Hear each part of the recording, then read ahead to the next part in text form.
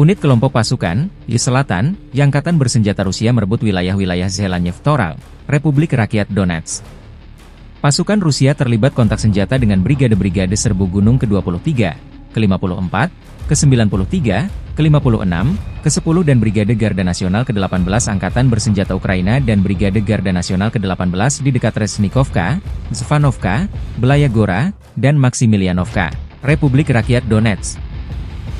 3 serangan balik detasemen serbu Brigade Infanteri bermotor ke-59 AFU, Brigade Mobil Udara ke-81, dan Brigade Pertahanan Teritorial ke-112 dipukul mundur.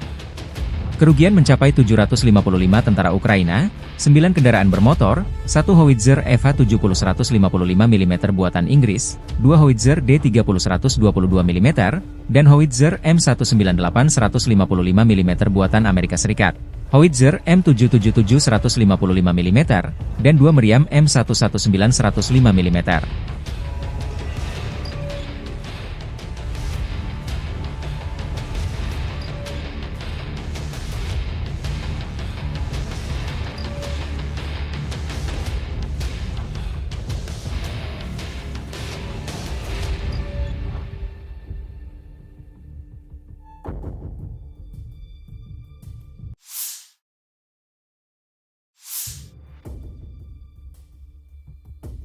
Staf Umum Angkatan Bersenjata Ukraina melaporkan 6 Oktober, militer Rusia total kehilangan 660.470 tentara di Ukraina sejak dimulainya invasi skala penuh pada 24 Februari 2022. Jumlah ini termasuk 1.250 korban yang diderita pasukan Rusia hanya dalam sehari terakhir. Rusia juga kehilangan 3 tank, 55 sistem artileri, 49 pesawat tanpa awak dan 19 kendaraan khusus militer dalam 24 jam terakhir. Menurut laporan militer Ukraina tersebut, pasukan Vladimir Putin total kehilangan 8.919 tank, 17.678 kendaraan tempur lapis baja, 26.006 kendaraan dan tangki bahan bakar, 19.092 sistem artileri, 1.216 sistem roket peluncur ganda, 970 sistem pertahanan udara, 368 pesawat terbang, 328 helikopter, 16.578 pesawat tanpa awak, 28 kapal dan perahu, dan 1 kapal selam. Konflik Ukraina dan Rusia memasuki tahun ketiga belum ada tanda-tanda perdamaian dua kubu.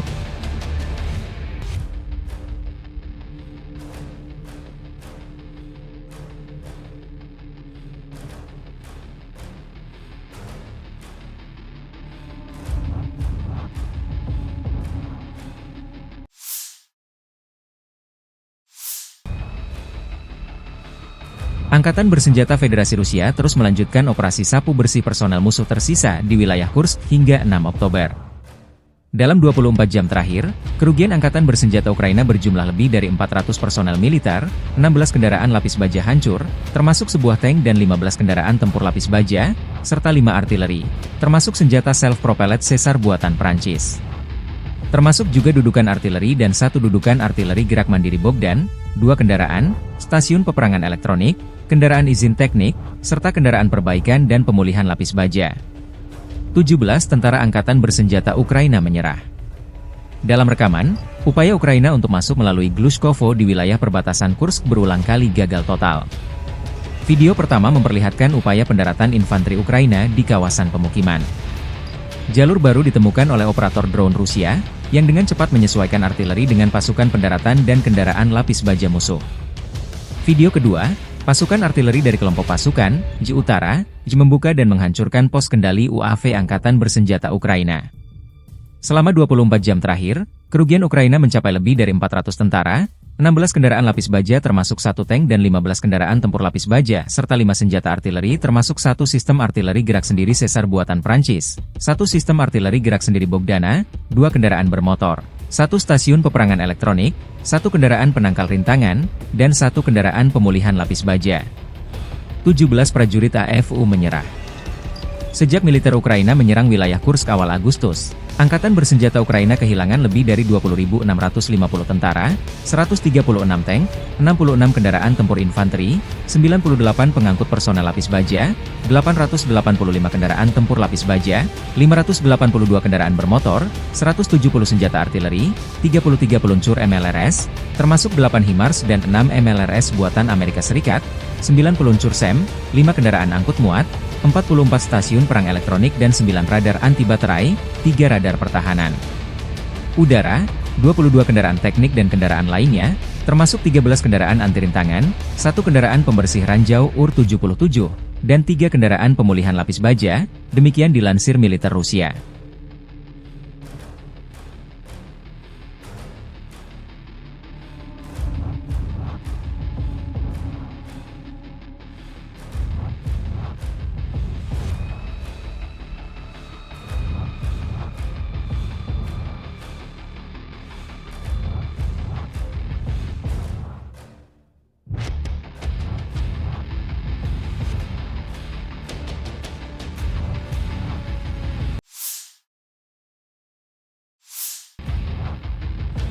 Angkatan bersenjata Rusia mulai menyerbu Bogoyavlenka dari arah Ugledar. Di sanalah personel Ukraina melarikan diri dari Ugledar sebelum kota itu jatuh ke Rusia. Sangat penting bagi Rusia merebut Bogoyavlenka karena memungkinkan akses ke Kurahovo dari sisi selatan. Analis militer sudah memprediksi jatuhnya Ugledar ke tangan Rusia membuat posisi Ukraina sangat rentan. Ugledar atau Vuhledar, sebuah kota yang diperjuangkan mati-matian oleh pasukan Ukraina selama 2 tahun, adalah pemukiman perkotaan terbaru yang jatuh ke tangan Rusia. Ini mengikuti kampanye musim panas yang kejam di sepanjang garis depan timur yang membuat Kiev menyerahkan beberapa ribu kilometer persegi, mil, wilayah. Militer Ukraina mengatakan mereka menarik pasukan mereka dari Vuhledar untuk melindungi personel dan peralatan militer. Dalam sebuah pernyataan pada hari Rabu, jatuhnya Vuhledar adalah gambaran kecil dari kesulitan Ukraina dalam bab ini dari perang yang telah berlangsung hampir 3 tahun. Banyak pihak menyebut jatuhkan Ugledar karena ngototnya Amerika Serikat tidak memberikan izin kepada Ukraina untuk menyerang target yang jauh di dalam wilayah Rusia, mencegah Kiev untuk melemahkan kemampuan Moskow. Sementara itu, dominasi Rusia di langit memungkinkannya untuk mengembangkan dan memajukan bom luncur udara yang menghancurkan yang tidak dapat ditanggapi secara efektif oleh Ukraina, sementara upaya mobilisasi yang kontroversial telah gagal menghasilkan kelas baru pesawat tempur Ukraina yang mampu bertahan. Sementara itu, jet tempur Rusia terus menjatuhkan bom udara di Vuhledar, yang menyebabkan mundurnya pasukan, kata para prajurit di sana. Setelah 2 tahun gagal merebut Vuhledar, pasukan Rusia mengubah taktik awal tahun ini. Populasi kota sebelum perang yang berjumlah 14.000 orang menyusut menjadi kurang dari 100 orang selama panasnya pertempuran. Tentara Rusia mulai melancarkan serangan canggih dari sisi utara dan selatan, didukung oleh kemampuan perang elektronik yang unggul dan sejumlah prajurit infanteri dengan sepeda motor, tembakan artileri, pesawat nirawak, dan bom luncur udara. Moskow menderita banyak korban. Ukraina telah menekan AS untuk melonggarkan pembatasan penggunaan senjata barat untuk menyerang target jauh di dalam Rusia. Anggota parlemen mengatakan mereka mengharapkan lampu hijau dari AS beberapa bulan lalu, tetapi tidak kunjung datang. Pemerintah Biden menolak untuk goyah pada garis merah ini. Ini berarti bahwa pusat komando dan kendali Rusia, pusat logistik, dan lapangan udara tempat jet tempur Rusia membawa bom luncur udara yang mematikan, berada di luar jangkauan pasukan Ukraina. Rusia menembakkan sekitar 120 bom udara setiap hari, sekitar 3.000 per bulan. Bom-bom tersebut adalah senjata era Soviet yang dilengkapi dengan teknologi navigasi. Meskipun penting secara taktis, Vuhledar bukanlah pusat logistik penting bagi Kiev, dan pasukan Rusia telah menguasai sebagian besar jalan utama melalui kota itu sebelum merebutnya, kata Institut Studi Perang yang berbasis di Amerika Serikat. Jatuhnya Vuhledar merupakan bagian dari upaya Moskow untuk merebut pusat logistik strategis Pokrov, hanya 30 km, 19 mil, di utara. Kejatuhan Pokrov akan sangat membahayakan pertahanan Ukraina. Langkah selanjutnya bagi pasukan Rusia adalah mengusir pasukan Ukraina dari kota Kurahovo di dekatnya. Garis ini saling terhubung dan musuh tidak akan dapat memasuki Pokrov dan mendekati Pokrov kecuali jika mereka dapat mengusir pasukan kami dari Kurahovo, kata Ivan Timochko, Ketua Dewan Cadangan Pasukan Darat Ukraina. Jika tidak, Rusia akan mengekspos garis depan mereka ke sisi-sisi dan akan menerima pukulan telak dari samping. Di sisi lain, musuh memahami bahwa jika mereka tidak merebut Kurahovo, mereka tidak akan dapat secara serius memengaruhi jalannya peristiwa di sekitar Vuhledar, ditambah ISW.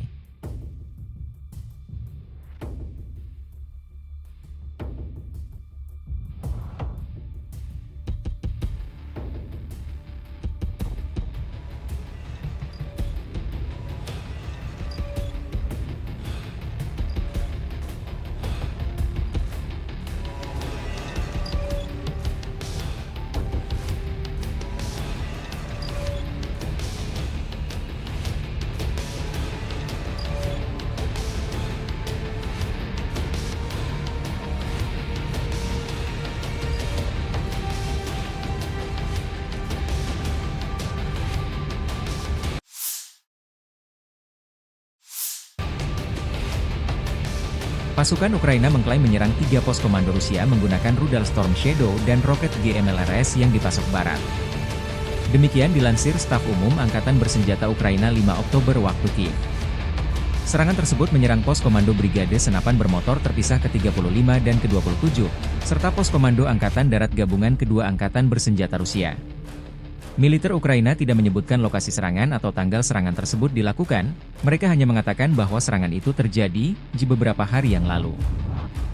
Hasil serangan sedang diklarifikasi. Jika laporan itu menambahkan, serangan itu dilakukan oleh rudal Storm Shadow dan roket GMLRS.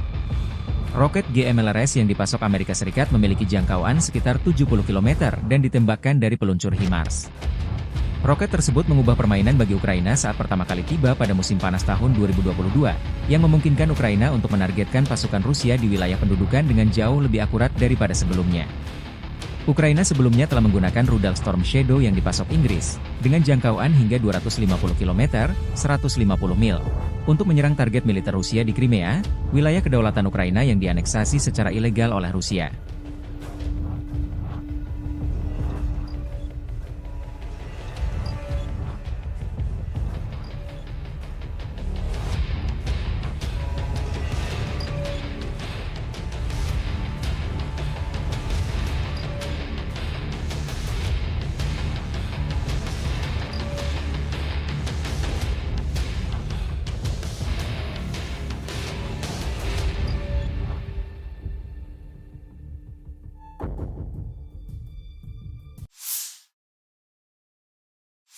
Подразделениями группировки войск «Север» на Липцевском и Волчанском направлениях нанесено поражение формированием 57-й мотопехотной бригады и 129-й бригады территориальной обороны ВСУ в районах Бочкова, Волчанских хуторов и Липцев. Потери противника составили до 115 военнослужащих, 2 автомобиля, 122 мм гаубицы Д-30 и станция контрбатарейной борьбы АН-ТПК-37. Подразделения группировки войск Запада заняли более выгодные рубежи и позиции. Нанесли поражение живой силе и технике 3-й, 4-й танковых, 63-й и 66-й механизированных бригад ВСУ в районах Першотравневого, Изюмского, Красного Лимана, Купянска и Торского. Отразили 2 контратаки штурмовых групп противника.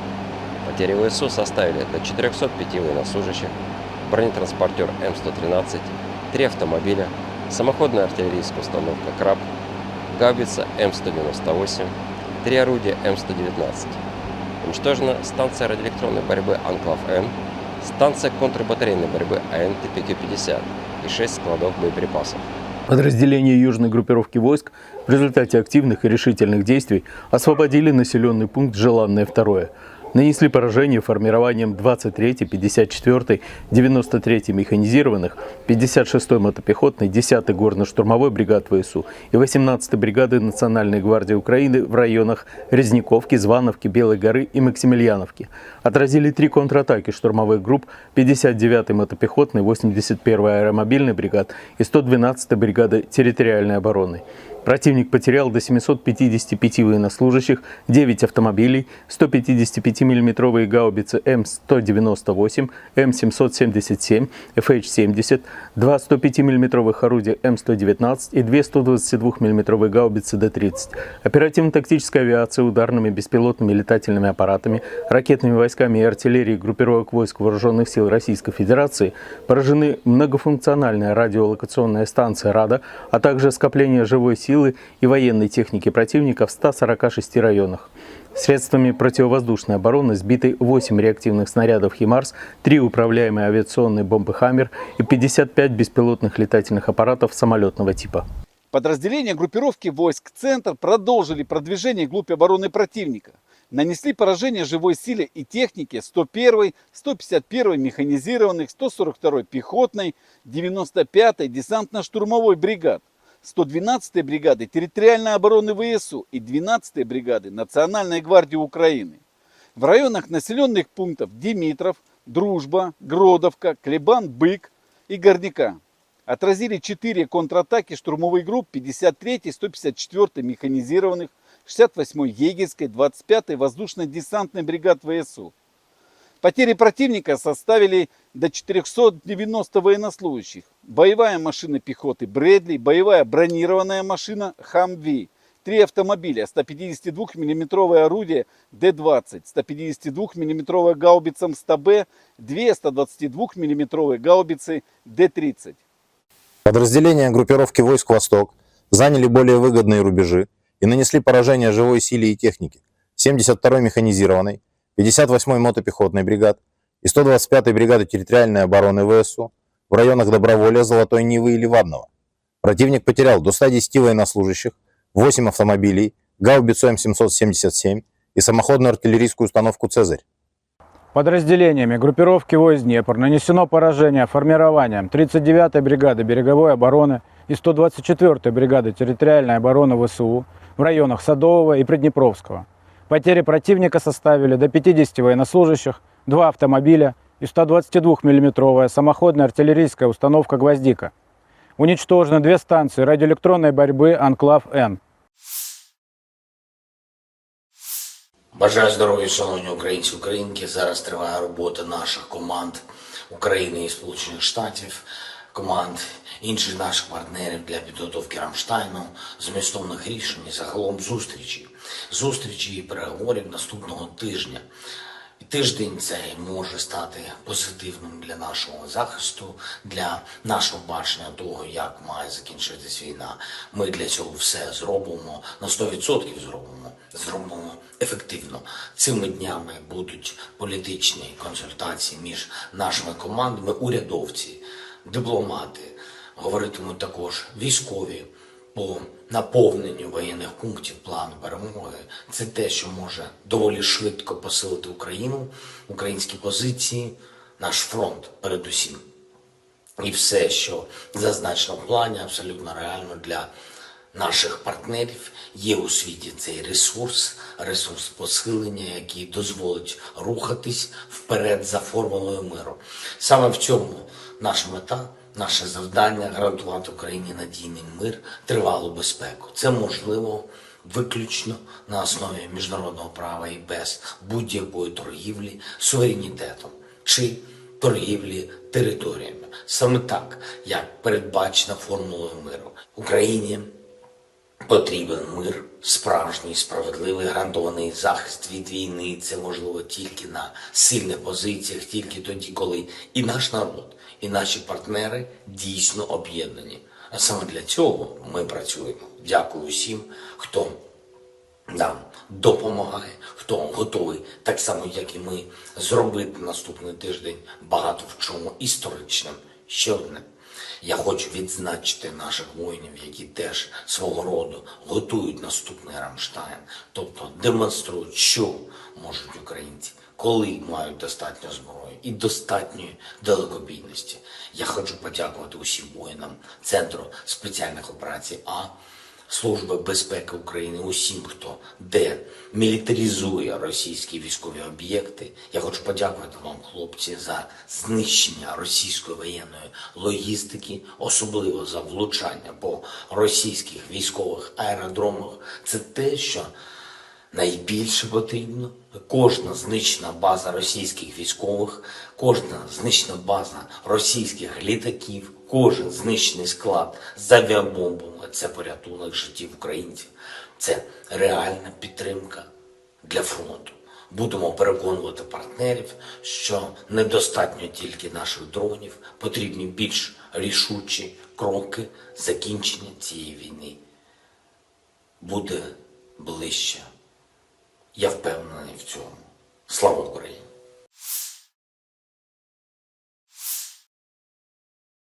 Grup pasukan Sens Angkatan Bersenjata Rusia merebut 1 tank KFU melalui pertempuran di arah Avdiivka. Kru tank Ukraina memilih lari meninggalkan tanknya setelah dihantam ranjau anti-tank disusul serangan drone FPV Rusia. Dalam rekaman video, tank yang disita dari tentara Ukraina masih utuh. Militer Rusia menyebut mengevakuasi tank ke pusat logistik untuk penelitian. Мины, там, не мины. Ну и дальше едем за ним. Зацепляем, да, меньше, чем за минуту. Один смотрит мины, как бы, один за небом наблюдает. Вот так и все и происходит. Техники очень много, но в основном она сгоревшая. Мы ее как бы, ну, не нужна. А ну, сколько мы танков выдернули? Очень много. БТРы, БМП, ну, МТЛБ. У экипажа есть мечта выдернуть Леопард или Абрамс.